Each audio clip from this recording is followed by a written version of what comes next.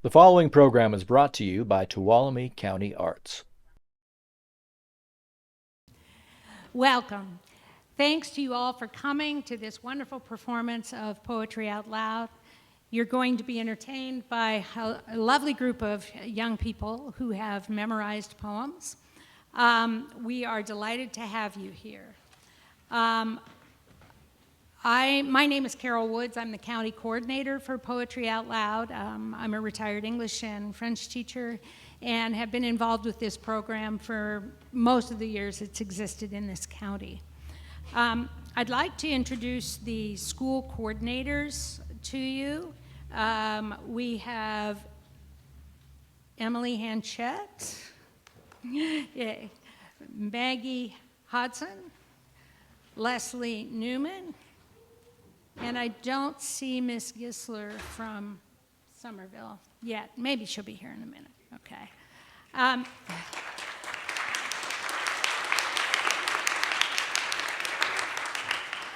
I'd also like to introduce the committee who helps with putting on this function.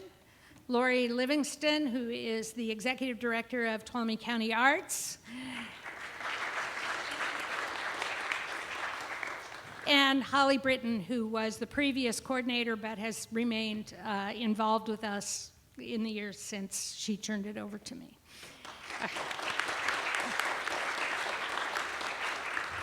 We also want to give particular thanks to some people who have helped. The first is to this historic Red Church, which was founded in 1859 and has been part of our community ever since. We are grateful to them for hosting this. We also want to thank Sierra Repertory Theater, who donated a pair of ticket vouchers for our winner today. And we want to thank Front Porch and the Britton family for the continued financial support they give us for various things within this. So if you would thank them, I'd appreciate it.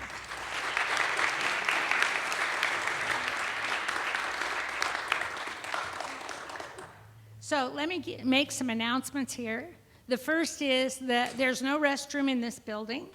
The restroom is in the parish hall. So you go out, you go down this sidewalk, go in the first door there, and you'll follow around to where the restrooms are. I'd appreciate it if you need to leave to go to the restroom that you would at least wait until between student presentations, okay? That would be nice. There will be an intermission after round 2, and we have cookies and drinks in the parish hall. It is during that time that we total up the scores from the first couple of rounds, and so it's a good time for you to take a break and talk among yourselves while we do that, but you can go on to the parish hall where those treats are available. We moved the contest to this venue last year partly because it coincides with the second Saturday art night. And we would encourage you afterwards to make your way down Washington Street, perhaps have dinner or a snack in the afternoon somewhere, check out the art, the music, all the various things. It's part of, Sonora as a city. It's part of the arts culture that we have going on here. Now, the other thing I wanted to tell you, I didn't say last year, and I probably should have. The judges, of course, have had a chance to read all these poems ahead of time, but as an audience, you have not had that chance. If you are interested to look at the text, many of you I know have phones, which I know the ringers will be completely off, but if you wish to check the text of a particular poem, you can go to poetryoutloud.org, either, when you've either just heard it or if the title sounds interesting, or later today when you think, oh, I didn't understand everything in that poem, I'd like to read the text. That's available at poetryoutloud.org. Now, let me describe the contest briefly. POL, Poetry Out Loud, was created in 2006 by the National Endowment of the Arts, who the director then was Dana Gioia, who was later the poet laureate here in California. And he established it then. It's a national competition that begins in a classroom when students recite for their class. They memorize a poem and recite for their class. Then they recite in a school competition. And the winners of the school competition, the top scorers, come on to our county competition. We're delighted that finally, after 3 years after COVID, we will be back at a live state competition on March 17th and 18th. And part of it will be within the Capitol, and it's looking good. It'll be fun, okay?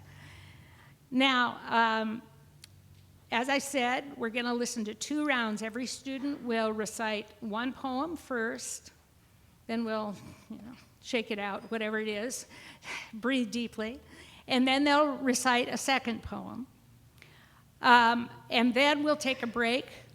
Everybody recites those first 2 rounds. Then we add up the scores for the first 2 rounds, and the decision is made about how many people go into round 3. I mentioned already that there are cookies and drinks in the parish hall. Please, take advantage of that. At the end, so then everybody will come back, we'll do our round 3, and at the end we'll announce the county winner and the runner-up. Those are the only 2 places we have. The county winner goes to the state competition, the runner-up if something happens that the county winner could not go. And we will be, for that county winner going on to the state, there will be support for that person to get there by transportation and spend the night and all the good things that go with that kind of a thing. Now, so this is the moment. Silence your cell phones. Everybody done it already? That's great. Now, I need to make a few, and that's the disadvantage of this venue. It's the motorcycles on a sunny Saturday afternoon. So we've done our best to mic the kids well enough that you will be able to hear even in the back. We did have a little trouble with that last year. It is my pleasure now to introduce the people who are kind of the support for this, our judges and helpers. All the people who are involved in this are people who have practice in both performance and know something about poetry. So I'll begin with Sarah Jones. Wave your hand. Sarah Jones earned her degree in theater and dance from Lone Mountain College in San Francisco. She's a co-founder of Sierra Repertory Theater, where she served as managing director for 37 years. During her tenure at SRT, she appeared in a number of productions, provided input on hundreds of auditions, and managed the business side of the organization. She was a panelist for the California Arts Council for 6 years, evaluating management and artistic aspects of theater companies throughout California. She has served as a board member at Tuolumne County Arts and is thrilled to be a Poetry Out Loud judge for the 6th time.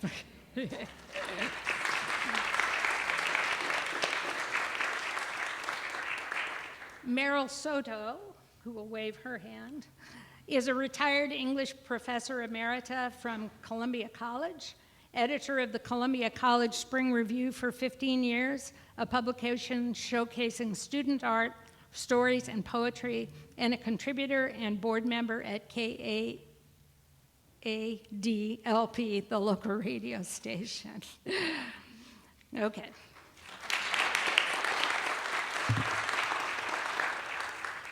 Don Bellotti, hand, thank you, has been a professional actor and director for over 50 years. He was the longtime artistic director of Stage 3 Theater and teaches in the drama department of Columbia College.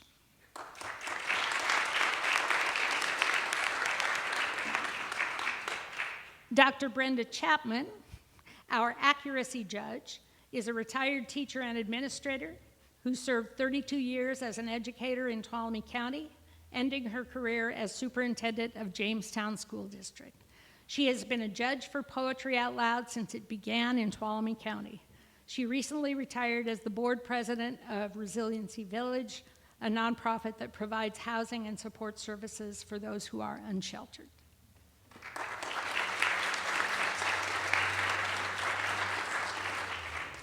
Lana Von Epps, our scorekeeper, is a mathematics professor at Columbia College.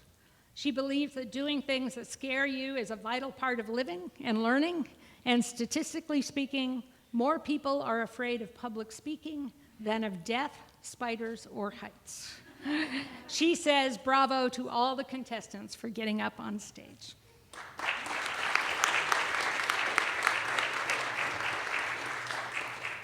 Will Sarkeesian is a Sonora High assistant principal and a former English teacher who supported Poetry Out Loud very much when he was still in the classroom.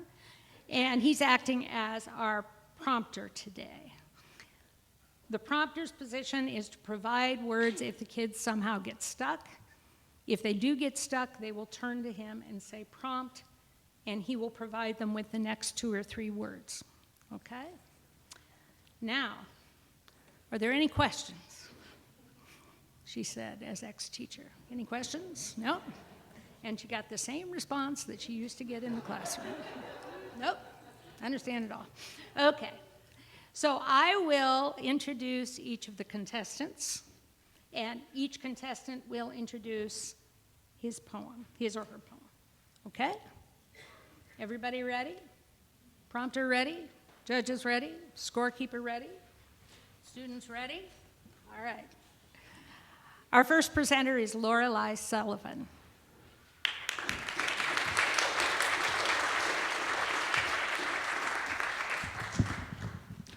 Delia 33, When Men Shall Find Thy Flower, Thy Glory Pass, by Samuel Daniel.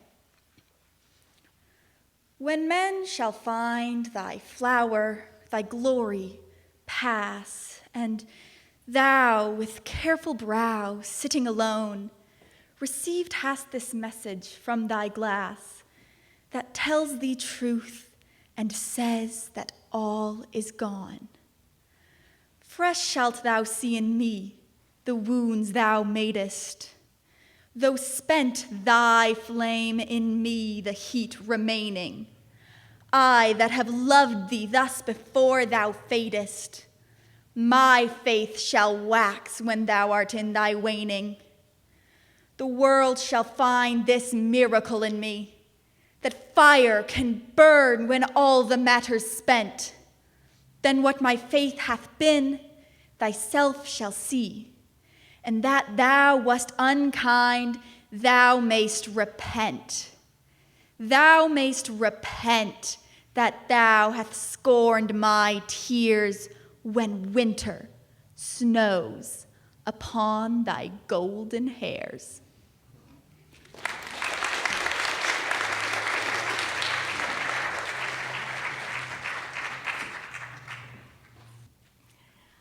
Our next reciter is Leila Stuart.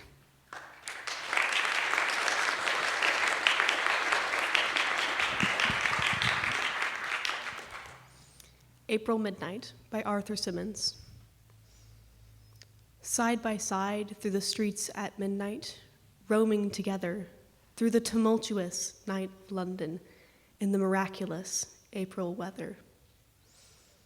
Roaming together under the gaslight, day's work over, how the spring calls to us here in the city, calls to the heart from the heart of a lover. Cool the wind blows, fresh in our faces, cleansing, entrancing, after the heat and the fumes and the footlights, where you dance and I watch your dancing. Good it is to be here together, good to be roaming, even in London, even at midnight, lover-like in a lover's globing. You the dancer and I the dreamer, children together, wandering lost in the night of London in the miraculous April weather.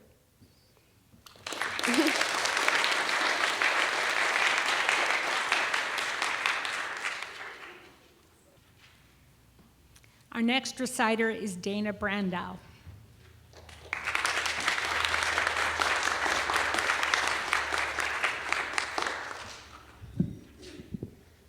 Follow thy fair sun, unhappy shadow, by Thomas Campion. Follow thy fair sun, unhappy shadow, though thou be black as night, and she made all of light. Yet follow thy fair sun, unhappy shadow. Follow her whose light thy light depriveth, though here thou livest disgraced, and she in heaven is placed. Yet follow her whose light the world reviveth. Follow those pure beams whose beauty burneth, that so have scorched thee, as though still black must be, till her kind beams to black, to brightness turneth. Follow still, while yet her glory shineth. There comes a luckless night that will dim all her light, and this the black, unhappy shade divineth.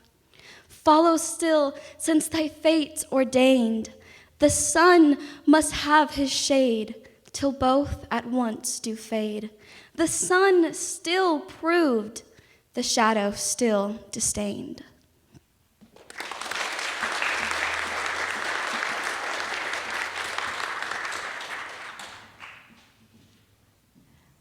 Our next reciter is Erin Maldonado.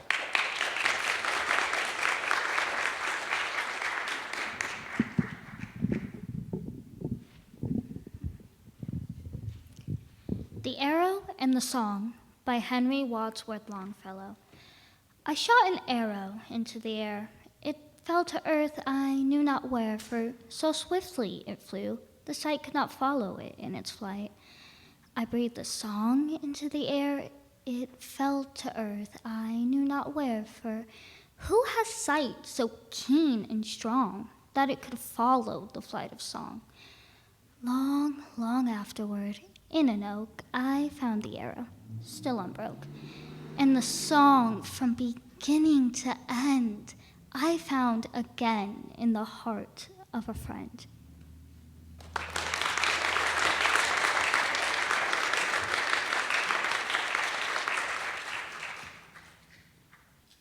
Our next presenter is Elizabeth Cunado.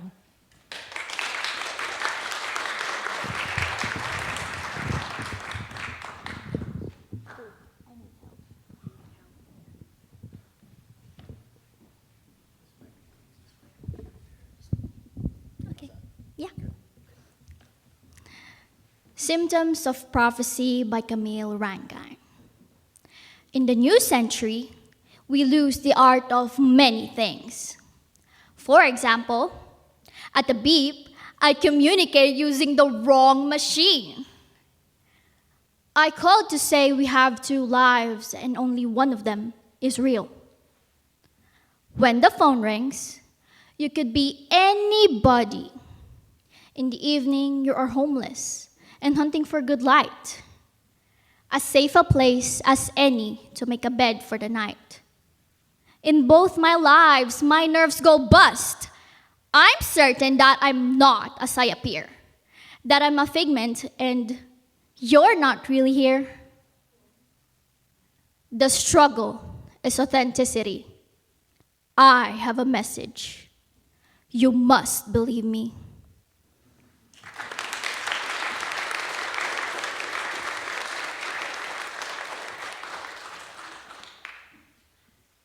Our next reciter is Gabriel Lamas.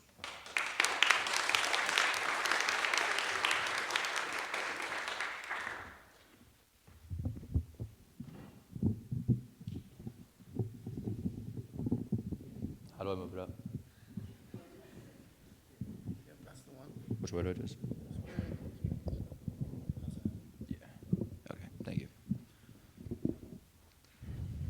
Invictus by William Ernest Henley. Out of the night that covers me, black as the pit from pole to pole, I thank whatever gods may be for my unconquerable soul. In the fell clutch of circumstance, I have not winced nor cried aloud.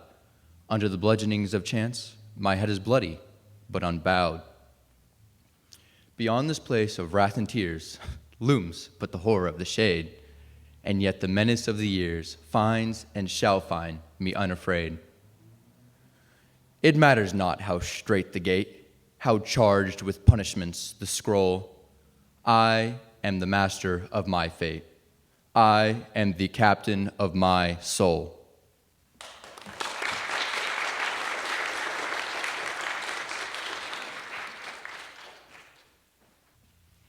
Our next presenter is Natalie Harris.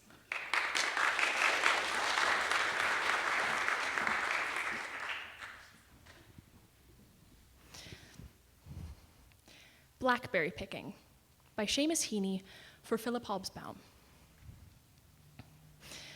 Late August, given heavy rain and sun for a full week, the blackberries would ripen. At first, just one, a glossy purple clot among others, red, green, hard as a knot. You ate that first one, and its flesh was sweet like thickened wine. Summer's blood was in it, leaving stains upon the tongue and lust for picking. Then red ones inked up, and that hunger sent us out with milk cans, pea tins, jam pots, where briars scratched and wet grass bleached our boots. Round hayfields, cornfields, and potato drills, we trekked and picked until the cans were full, until the tinkling bottom had been covered with green ones. And on top, big dark blobs burned like a plate of eyes. Our hands were peppered with thorn pricks, our palms sticky as bluebeards. We hoarded the fresh berries in the byre, but when the bath was filled, we found a fur, a rat-gray fungus glutting on our cache. The juice was stinking too. Once off the bush, the fruit fermented. The sweet flesh would turn sour. I always felt like crying.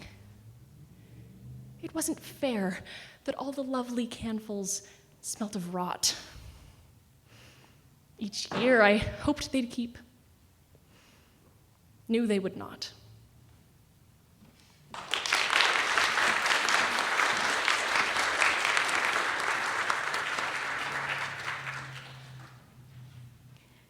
Our next presenter is Logan Lamberson.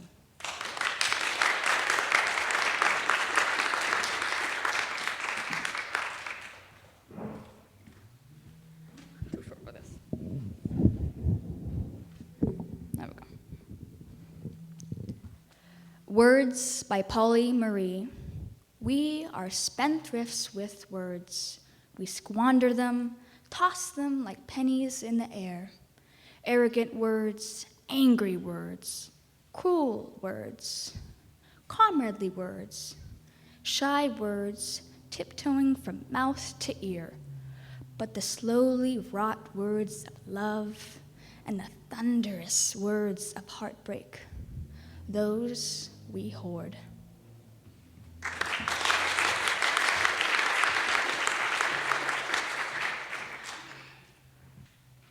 Next, we'll hear from Ruby Newman.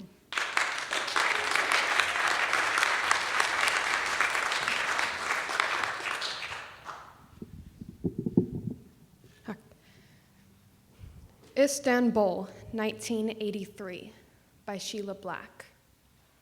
In the frozen square, the student asks me if I will sell him the books from my backpack. He hides them under his winter coat. Steam rises from the whole wheat rolls we break open at the breakfast table. We drink hot apple tea and pronounce the skyline charming. In a jail, a man counts the visible bones and recounts them in the blaze of morning. To turn a self to light proves painful. Each piece must be dissected in turn. You pass through every feeling imaginable, so many you might make a dictionary. Dread to disgust, delight to degradation, The prisoner remembers wanting only to read as if in a fever, running fingers over pyramids of words as if he might translate himself from this life to a more vivid existence, in which he cuts open the pages with a knife in plain sight of everyone, like a man eating meat and potatoes at the dinner table. Not that world, this one, where blue light and sharpened files, where identikit and stamps on passports, where the book in his backpack is a crime, and I have sold him down the river for ideas I barely value. The volumes flung carelessly across my hotel room, while he picks mushrooms on the edge of dread, pallid ghosts of what won't speak or be spoken, or where I remember what it is to be present in the world, and I turn away, unable to bear it. So much light and dread, so much in the darkness growing, or simply how hard to ever remain in place.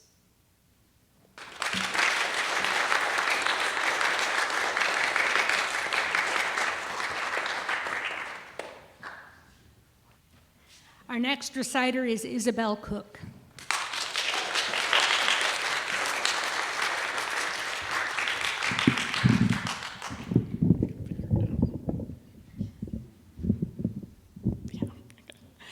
The Affliction of Richard by Robert Bridges. Love not too much, but how, when thou hast made me such, and dost thy gifts bestow, how can I love too much?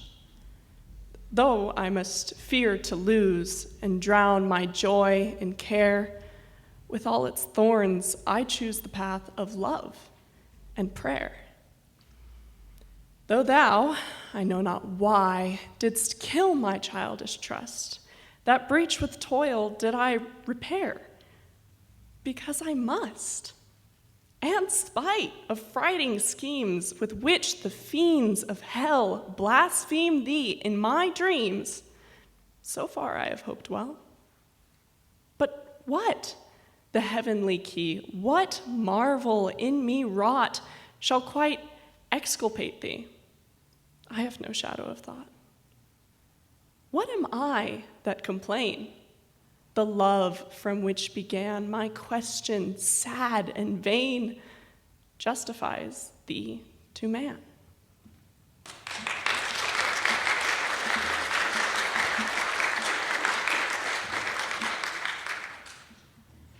Next, we'll hear from Tianna Walts.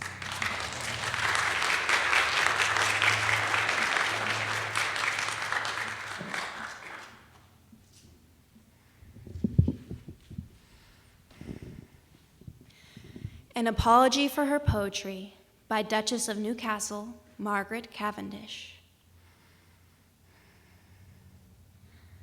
I, language wont to dress my fancies in, the hair is uncurled, the garments loose and thin.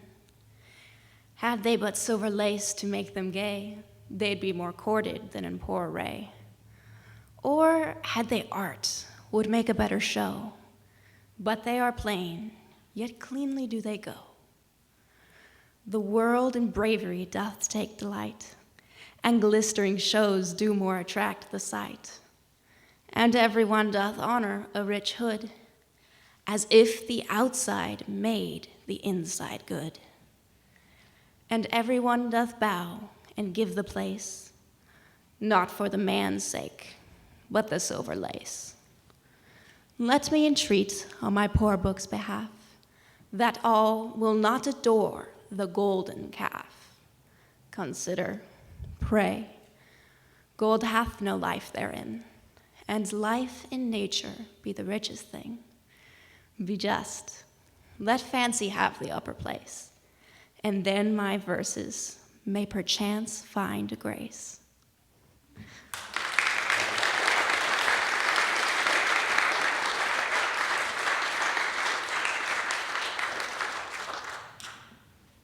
And last in the first round is Liah Ronneberg.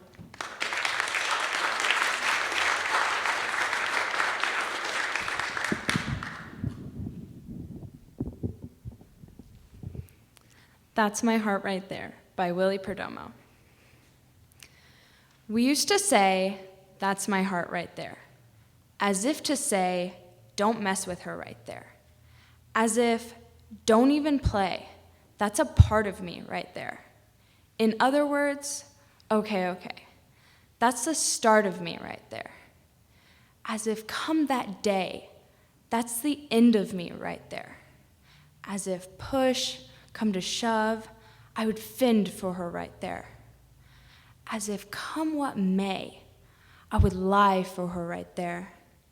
As if come love to pay, I would die for that right there.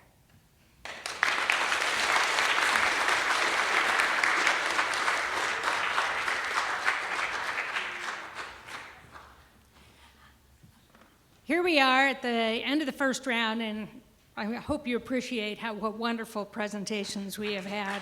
I'm overwhelmed. We're going to take just a minute, and I'm going to invite the contestants here to stand up, shake a little bit, breathe a little deeply. Everybody, maybe the audience as well, react, relax. I thought she was going to ask me to recite. No, yeah. So we are going to present right now to these wonderful people their certificates of participation and the small gifts that we have for them. So I'll read them. Liah Ronneberg, Tianna Walts. Would you hand this back to Tianna, please? Isabelle Cook, Ruby Newman, Logan Lamberson in the back row there, Natalie, Gabe, Elizabeth, Erin, Dana, Leila, and Lorelei. Nobody eat any of that stuff right now, okay? Just clog you up. Okay. Okay.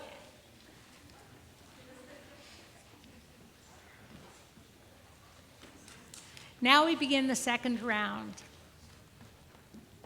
Thank you, Holly. Our first presenter in this round is Erin Maldonado.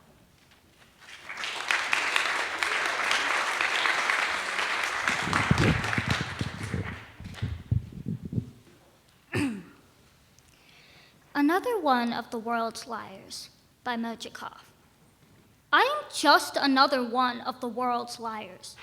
Believe me, I have a few charms, worn out peddler's trinkets with grand names like beauty, friendship, truth, passion, and this one's a real item.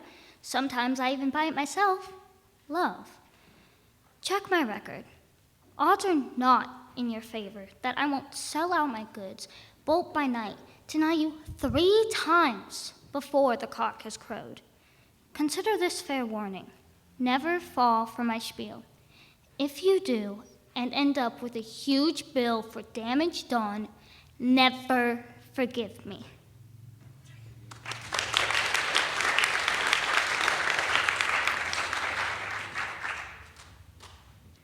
Our next presenter is Logan Lamberson.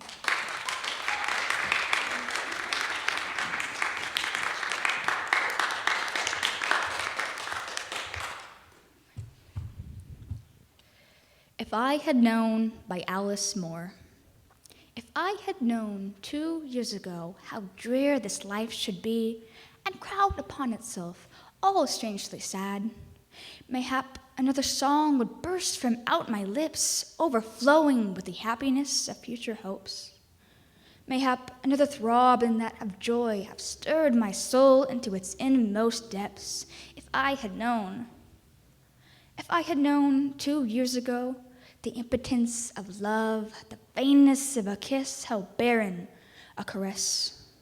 Mayhap my soul to higher things have soared, nor clung to earthly loves and tender dreams, but ever up aloft into the blue empyrean, and there to master all the world of mind, if I had known.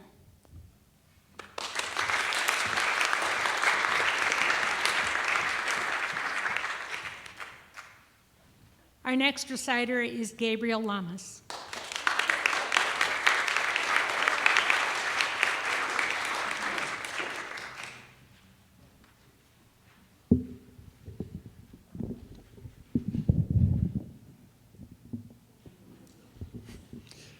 Abecedarian, requiring further examination of Anglican seraphim subjugation of a wild Indian reservation, by Natalie Diaz.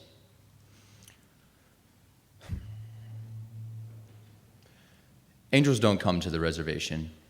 Bats, maybe, or owls. Boxy, mottled things. Coyotes, too. They all mean the same thing, death. And death eats angels, I guess, because I haven't seen an angel fly through this valley ever. Gabriel? Never heard of him. Know a guy named Gabe, though. He came through here one powwow and stayed. Typical Indian. Sure he had wings, jailbird that he was.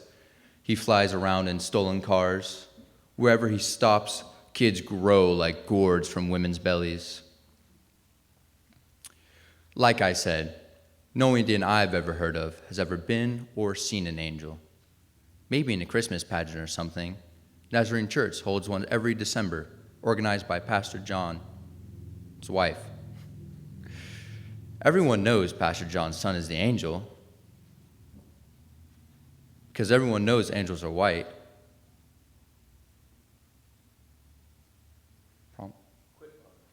Quit bothering with angels, I say.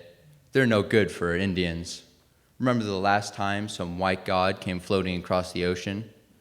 Truth is, there may be angels, but if there are angels living up there on clouds, sitting on thrones across the sea, wearing velvet robes and golden rings, drinking whiskey from silver cups, we're better off if they stay rich and fat and ugly, exactly where they are, in their own distant heavens. You better hope you never see angels on the res, because if you do, they'll be marching you off to Zion or Oklahoma or some other hell they've mapped out for us.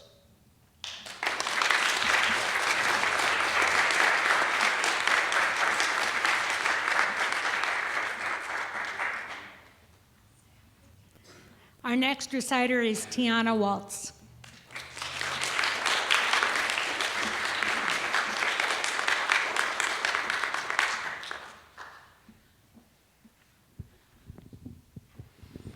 A Barred Owl by Richard Wilbur. The warping night air having brought the boom of an owl's voice into her darkened room, we tell the wakened child that all she heard was an odd question from a forest bird, asking of us, if rightly listened to, who cooks for you? And then, who cooks for you? Words which can make our terrors bravely clear, can also thus domesticate a fear, and send a small child back to sleep at night, not listening for the sound of stealthy flight, or dreaming of some small thing in a claw, borne up to some dark branch and eaten raw.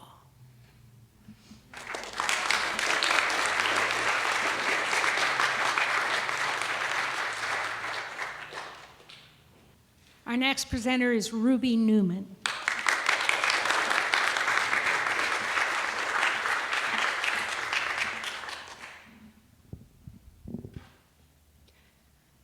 It was not death, for I stood up, by Emily Dickinson.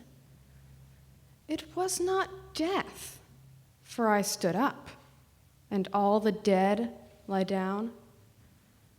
It was not night, for all the bells put out their tongues for noon.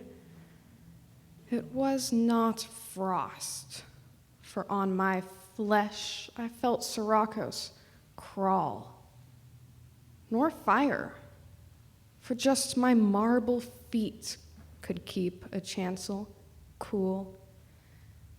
And yet it tasted like them all, the figures I have seen set orderly, for burial reminded me of mine, as if my life were shaven and fitted to a frame, and could not breathe without a key.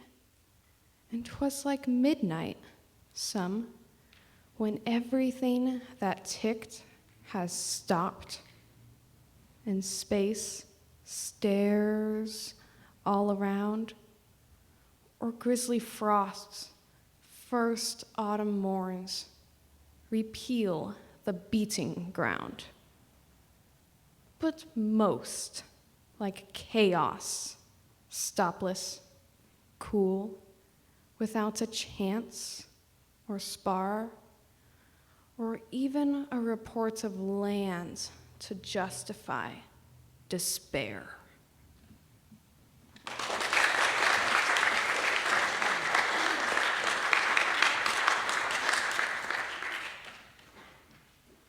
Our next presenter is Elizabeth Cunado.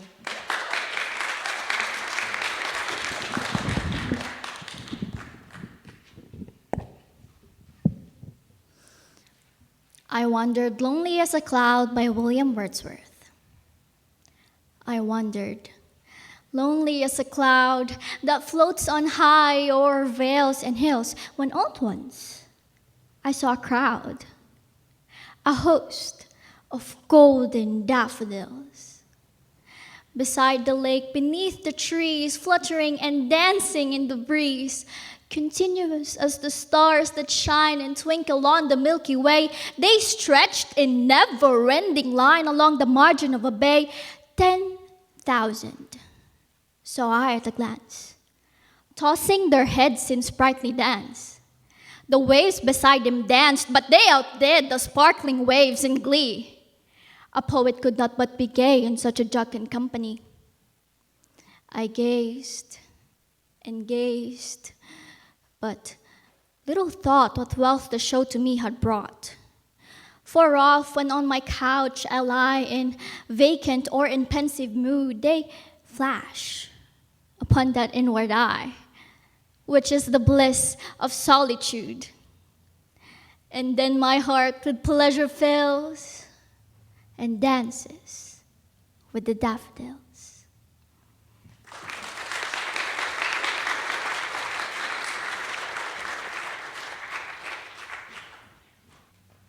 Our next reciter is Isabelle Cook.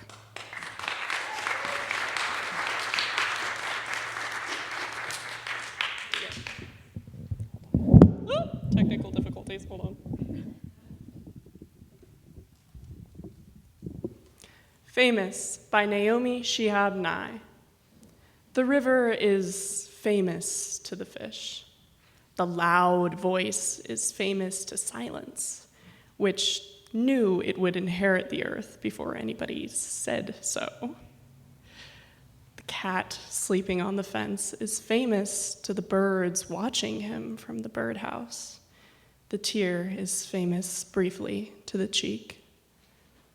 The idea you carry close to your bosom is famous to your bosom. The boot is famous to the earth, more famous than the dress shoe, which is famous only to floors.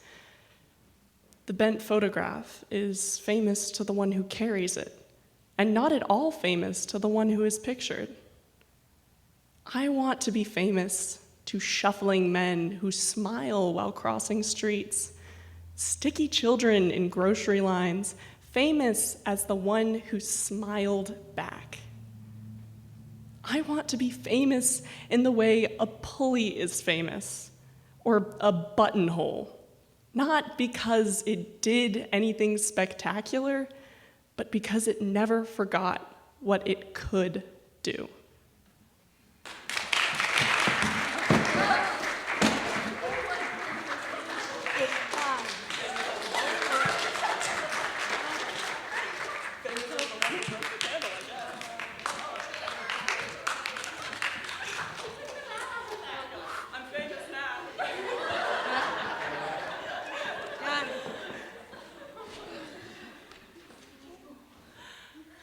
It's all right.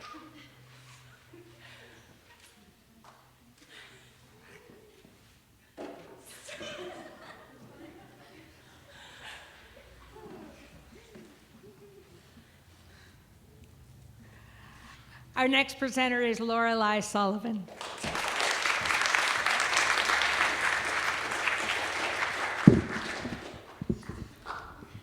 The Affliction of Richard by Robert Bridges. Love not too much, but how? When thou hast made me such, and dost thy gifts bestow, how can I love too much?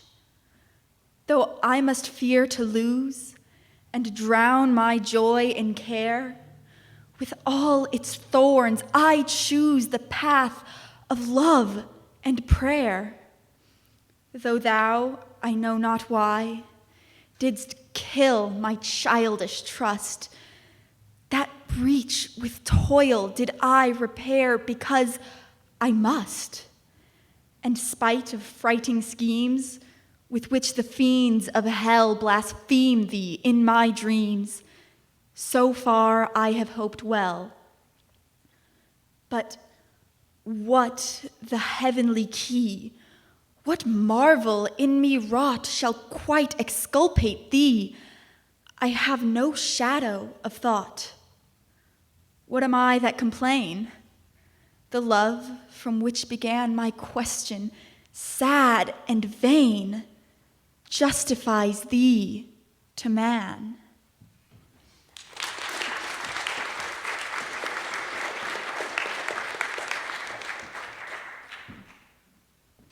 Our next presenter is Leila Stuart.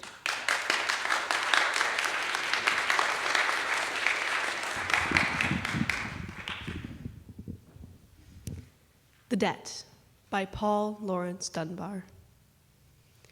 This is the debt I pay just for one riotous day. Years of regret and grief, sorrow without relief. Pay it I will to the end, until the grave, my friend, gives me a true release, gives me the clasp of peace. Slight was the thing I bought, small was the debt, I thought. Poor was the loan at best, God, but the interest.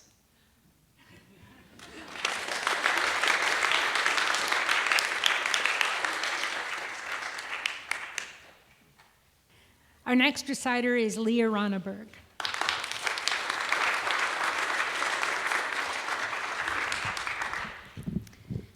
A Birthday by Christina Rossetti. My heart is like a singing bird whose nest is in a watered shoot. My heart is like an apple tree whose boughs are bent with thick-set fruit. My heart is like a rainbow shell that paddles in a halcyon sea. My heart is gladder than all these because my love is come to me. Raise me a dais of silken down, hang it with vair and purple dyes, carve it in doves and pomegranates and peacocks with 100 eyes.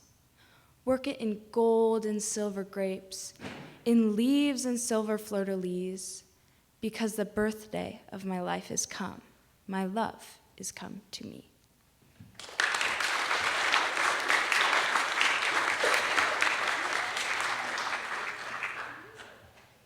The next reciter is Natalie Harris.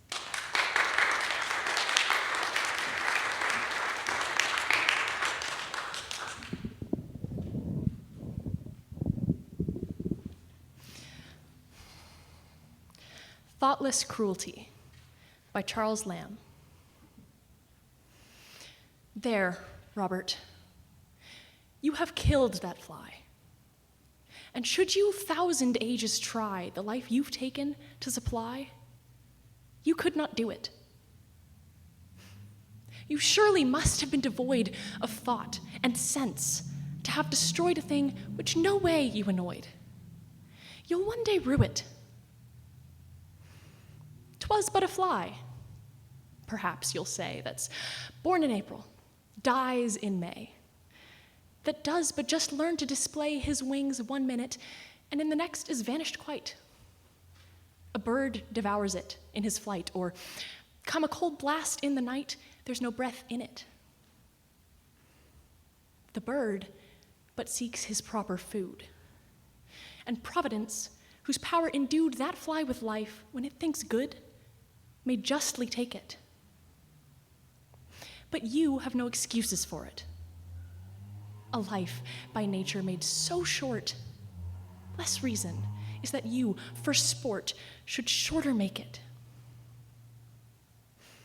A fly, a little thing you rate. But Robert, do not estimate a creature's pain by small or great. The greatest being can have but fibers, nerves, and flesh. And these the smallest ones possess, although their frame and structure less escape our seeing.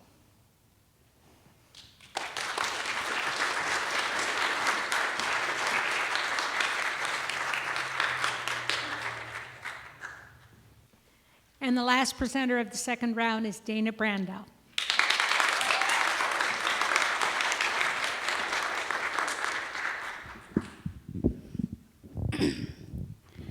After working 60 hours again, for what reason? By Bob Hickok. The best job I had was moving a stone from one side of the road to the other. This required a permit, which required a bribe. The bribe took all my salary, yet because I hadn't finished the job, I had no salary. And to pay the bribe, I took a job moving the stone the other way. Because the official wanted his bribe, he gave me a permit for the second job. When I pointed out the work would be best completed if I did nothing, he complimented my brain and wrote a letter to my employer suggesting promotion on stationery bearing the wings of a raptor spread in flight over a mountain smaller than the bird. When I told my parents,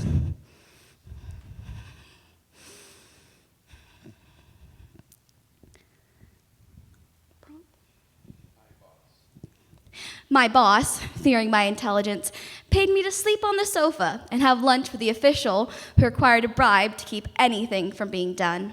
When I told my parents, they wrote my brother to come home from university to be slapped on the back of the head. Intuitively, he arrived and bowed to receive his instruction, at which point sense entered his body and he asked what I could do by way of a job. I pointed out there are stones everywhere trying not to move. All it took was a little gumption to be the man who didn't move them. It was harder to explain the intricacies of not obtaining a permit in order to not do this. Just yesterday, he got up at dawn and shaved, as if the lack of hair on his face has anything to do with the appearance of food on an empty table.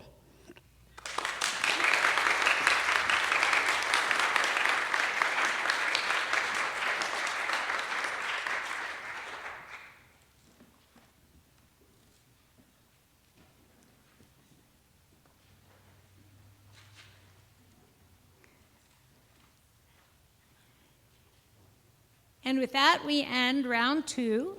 I would encourage you to go have a cookie, something to drink, talk among yourselves, go out in the sunshine, whatever it is, okay? And we'll see you back here in 10 minutes or a little bit more.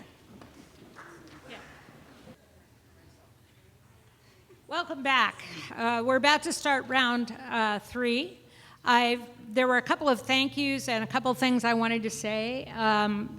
I wanted to thank Juliet Simmerly, who's been playing the piano in the breaks.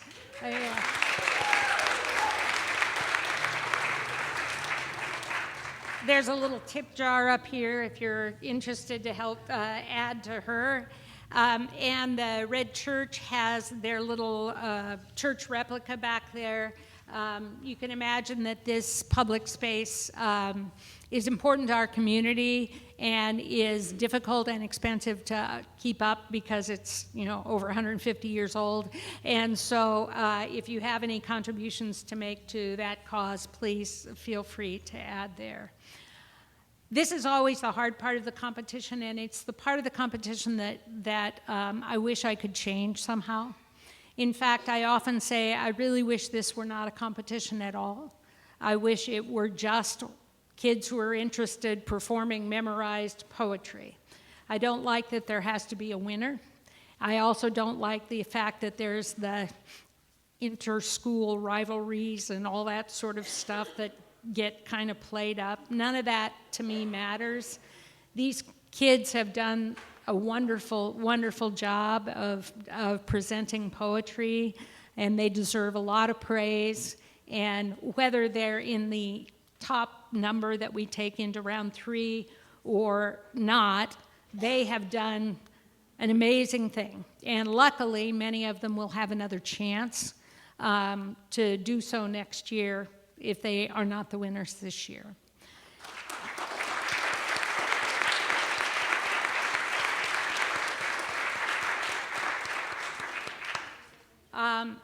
So I am going to announce the presenters for the round 3. We have decided to take 8 of the 12 into round 3. It's always a little bit of a, where does the break off in points and all that kind of stuff come? We try to be as fair and give as many people a chance as we can.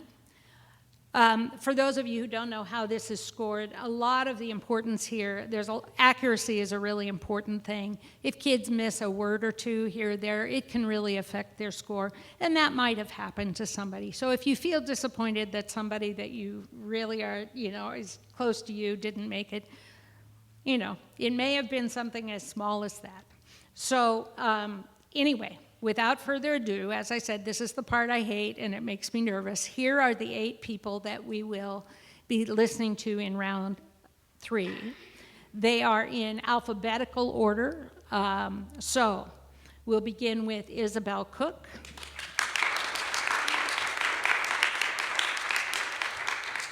I'll just read them all, okay? Isabelle Cook, Elizabeth Cunado, Natalie Harris, Gabriel Lamas, Erin Maldonado, Ruby Newman, Lorelei Sullivan, and Tianna Walts. Okay.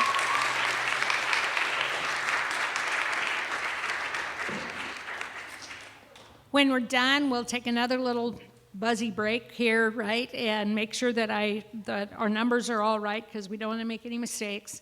And then we will announce the winner and the runner-up after that. So our first presenter, and because they aren't listed in your program, you're going to have to listen for the titles from the kids because you guys don't have a list of the round 3 poems. Okay. So our first presenter is Isabelle Cook.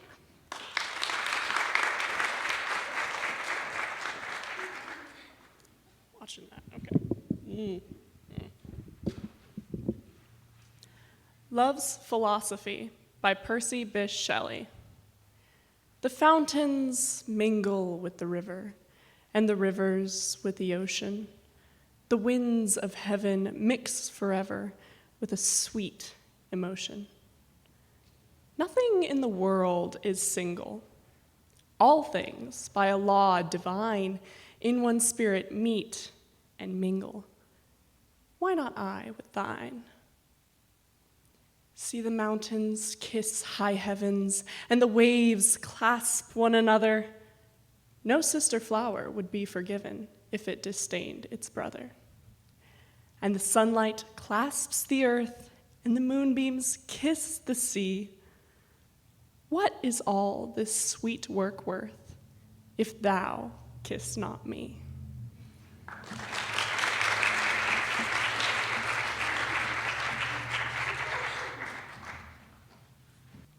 Our next presenter is Elizabeth Cunado.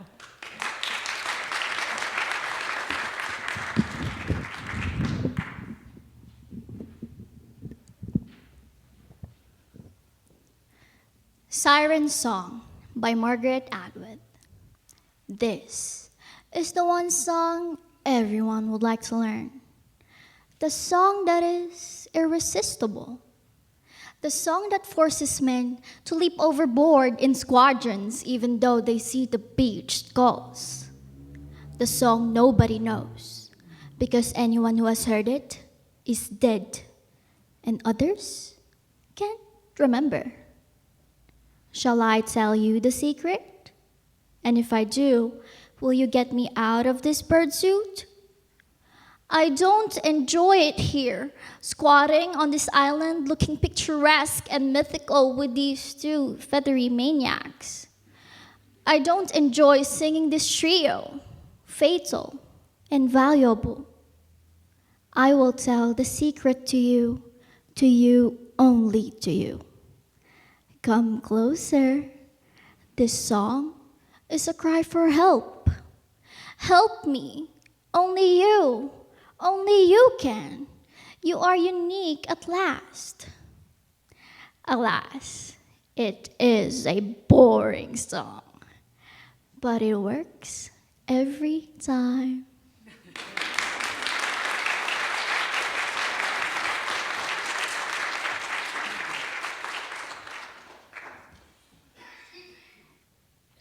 Our next presenter is Natalie Harris.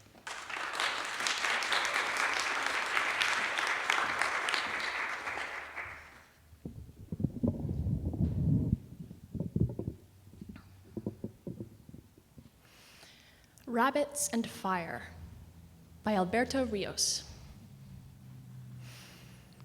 Everything's been said, but one last thing about the desert, and it's awful. During brush fires in the Sonoran Desert, brush fires that happen before the monsoon and in the great, deep, wide, and smothering heat of the hottest months, the longest months, the hypnotic, immeasurable lulls of August and July. During these summer fires, jackrabbits and everything else that lives in the brush of the rolling hills, but jackrabbits especially, jackrabbits can get caught in the flames. No matter how fast and big and strong and sleek they are.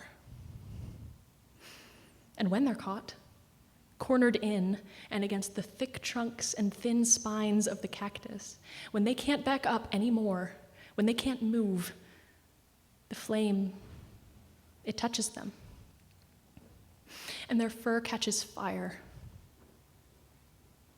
Of course, they run away from the flames, finding movement even when there is none to be found, jumping big and high over the wave of fire or backing even harder through the impenetrable tangle of hardened saguaro and prickly pear and cholla and beryl.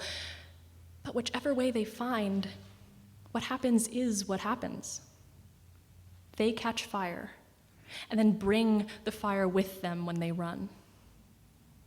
They don't know they're on fire at first, running so fast as to make the fire shoot like rocket engines and smoke behind them.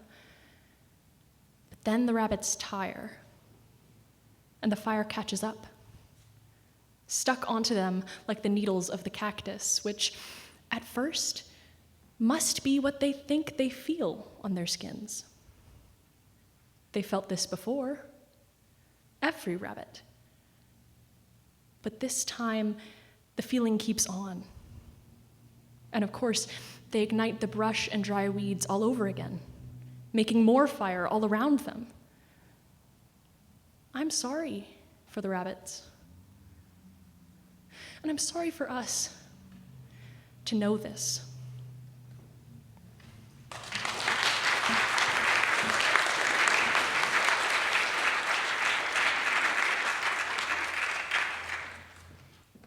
Our next presenter is Gabriel Lamas.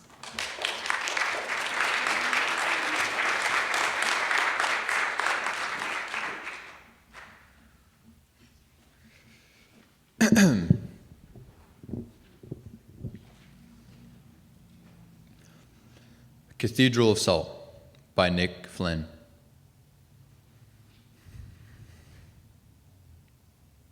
Beneath all this, I'm carving a cathedral of salt. I keep the entrance hidden. No one seems to notice the hours I'm missing.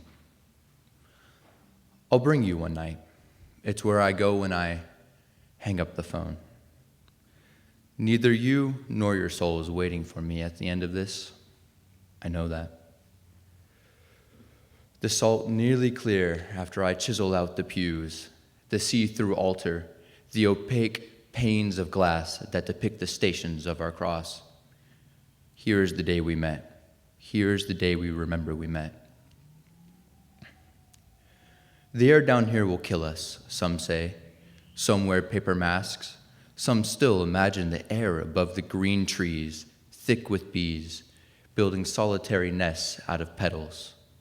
What's the name for this? Ineffable? The endless white will blind you, some say. But what's there to see we haven't already seen? Some say it's like poking a stick into a river. You might as well simply write about the stick or the river.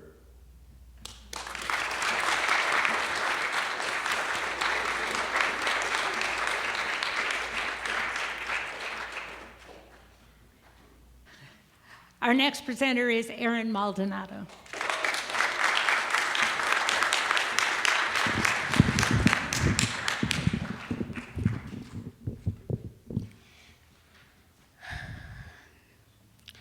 To Have Without Holding by Marge Piercy. Learning to love differently is hard. Love with the hands wide open. Love with the doors banging on their hinges. The cupboard unlocked, the wind roaring and whimpering in the rooms, rustling the sheets and snapping the blinds that thwack like rubber bands in an open palm. It hurts to love wide open, stretching the muscles that feel as if they are made of wet plaster, then of blunt knives, then of sharp knives. It hurts to thwart the reflexes of grab, of clutch, to love and let go again and again. It pesters to remember the lover who is not in the bed, to hold back what is owed to the work that gutters like a candle in a cave without air, to love consciously, conscientiously, concretely, constructively. I can't do it. You say, it's killing me. But you thrive. You glow on the street like a neon raspberry. You float and sail, a helium balloon, bright, bachelor's button blue, and bobbing on the cold and hot winds of our breath as we make and unmake in passionate diastole and systole the rhythm of our unbound bonding. To have and not to hold, to love. With minimized malice, hunger, and anger, moment by moment balanced.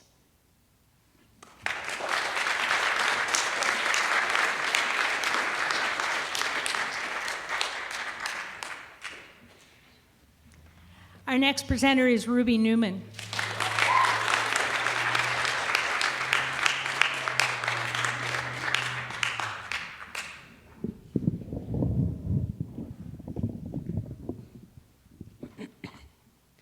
Harold and the Purple Crayon by D. Gilson. Berkeley psychologist told Harold his anger was justified. What parents let their child go for a midnight walk under no moon? I couldn't have been more than 4, Harold told the doctor in her crisp beige office. Doctor, could it ever be okay for a 4-year-old to eat 9 different types of pie? Harold asked her. Call me Lisa, the doctor replied. Everyone knew Harold could draw. By sophomore year, he was critiquing grad students. By 20, Harold knew exactly when to quote Sontag. Standing in front of a professor's latest pastel of Mojave succulents, this just makes me think how in place of a hermeneutics, We need an erotics of art. Harold's professors would hum and nod their dragon heads, though none of them understood exactly what Harold said. By senior year, Harold's became distant. His work, increasingly angry. Apple trees, their fruit rotting in monochrome purple, under the notable lack of a moon.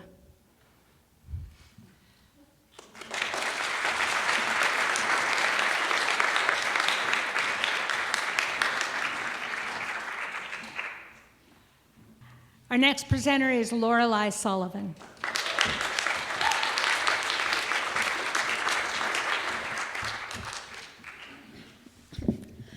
Be Music Night by Kenneth Patchen. Be music, night, that her sleep may go where angels have their pale, tall choirs. Be a hand, see, that her dreams may watch thy guidesmen touching the green flesh of the world.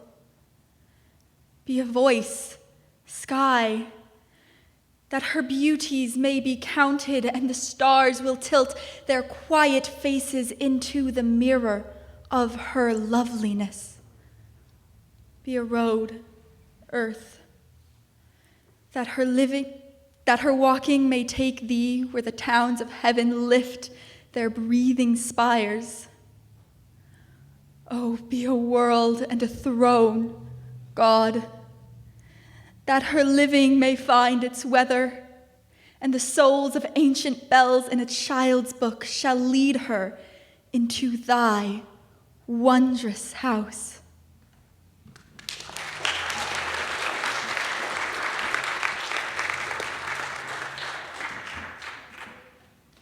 And the last presenter of round 3 is Tianna Walts.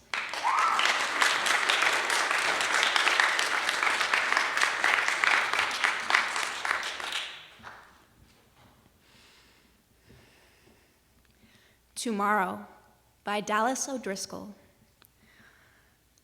Tomorrow I will start to be happy. The morning will light up like a celebratory cigar. Sunbeams sprawling on the lawn will set dewdrops sparkling like a cut glass tumbler of champagne. Today will end the worst phase of my life. I will put my shapeless days behind me, fencing off the past. As a golden rind of sand parts slipshod sea from solid land. It is tomorrow I want to look back on, not today. Tomorrow I will start to be happy. Today is almost yesterday. Australia, how wise you are to get the day over and done with first. Out of the way, you have eaten the fruit of knowledge, while we are dithering about which main course to choose. While we are in the dark, you have sagely seen the light. Australia, you can gather in your accident statistics like a harvest, while our roads still have hours to kill. Cagily, presumptuously, I dare to write 2018, a date without character or tone. 2018, a year without interest rates or mean daily temperature. Its hit songs yet to be written, its New Year babies yet to be induced, its truces to be signed. Too far off for prophecy, though one hazards a tentative guess. A so-so year most likely, vague in retrospect, fizzling out with the end of season sales, everything slashed, your last chance to salvage something of its style.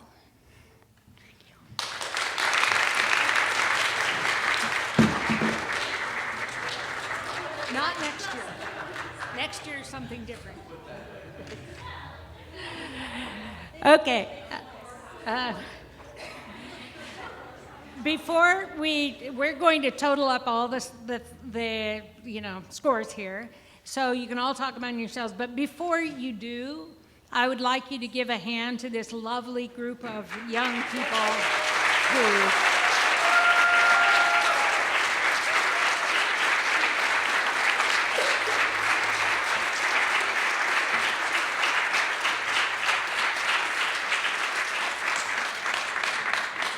Okay, so if there are any cookies left, you're welcome to take them and give us about 5 minutes, and then come back and we will announce the winner and the runner-up. Okay, we have arrived at the end here. Just before we announce the winners, I want to hand a little thank you, a little gift certificate to Mountain Books, to our judges, and our scorekeeper.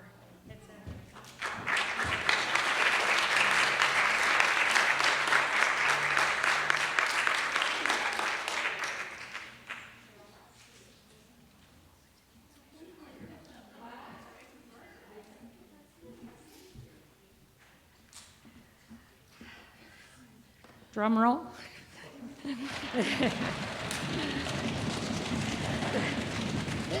job, you guys. Okay, so we are announcing only, we're not going to go any further than county champion and runner-up. So I'll begin with the runner-up, who is Elizabeth Cunado.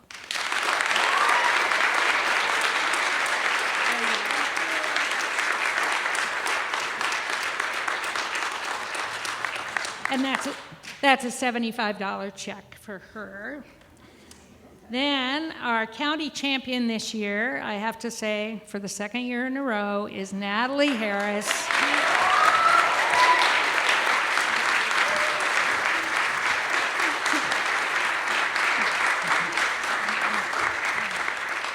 And we have for her a check for $150 and a gift certificate to Sierra Repertory Theater for food.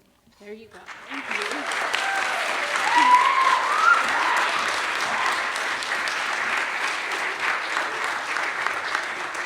So thank you to all the participants, their families and friends who came out, all the supporters of this contest. We've heard wonderful things this afternoon. We definitely need Elizabeth and Natalie to stay for a couple of minutes. If you've got other stuff around, as I have to tell every class, pick up after yourselves. And anyway, have a wonderful evening. Yes. Yeah, March 17th and 18th, Natalie will be going to the state contest in Sacramento. Yeah.